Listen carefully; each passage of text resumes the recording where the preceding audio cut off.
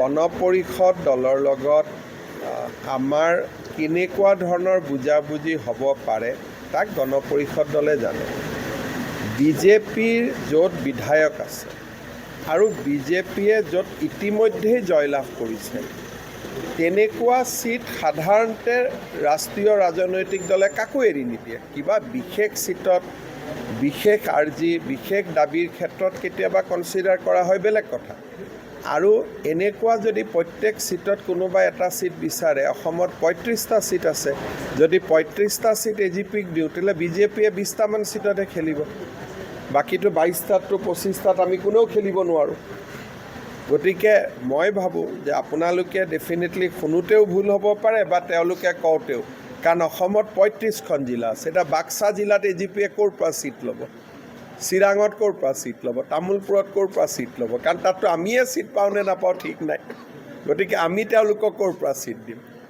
গতিকে এই গোটেই কথাটো এটা বুজাবুজি যোৱা বছৰ 2021ত হৈছে। গতিকে 2021টোকে ভিত্তিবৰ্ষ হিচাপে লৈ বুজাবুজি হ'ব।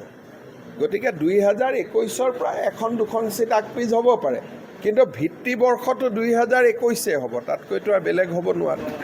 মিত্ৰতাৰ কথা আমি ইয়াত আলোচনা ইউজুৱেলি নকৰোঁ। কেন্দ্ৰীয় গৃহমন্ত্ৰী ডাঙৰীয়া 28 তাৰিখে গুৱাহাটীত আহিব, 29 তাৰিখে তেওঁ বটদ্ৰৱাত যাব, 29 তাৰিখে তেওঁ গুৱাহাটীতো দুটা অনুষ্ঠান কৰিব।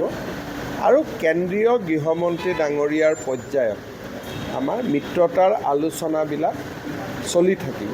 কিন্তু কেইটা চিট কোনে পাব, কাক দিয়া হ'ব, সেয়া ফেব্ৰুৱাৰীৰ 15 তাৰিখৰ আগতে ডেফিনেটলি সম্পূৰ্ণ নহ'ব। কিন্তু অনানুষ্ঠানিক বুজাবুজিৰ প্ৰক্ৰিয়াটো ইতিমধ্যে আৰম্ভ হৈছে। মোটামুটি মই ভাবোঁ যে আমি সুন্দৰভাৱে আসন বুজাবুজিৰ যিটো প্ৰসংগ আছে তাক আমি সমাধান কৰি ল'ম। আৰু ইলেকশ্যন আমি NDA বুলি খেলিম, ইলেকশ্যন আমি বিজেপি বুলি নেখেলোঁ, NDA বুলি খেলিম। সেইকাৰণে আমি গোটেইবিলাক সমস্যা যি আছে আমি সমাধান কৰিম।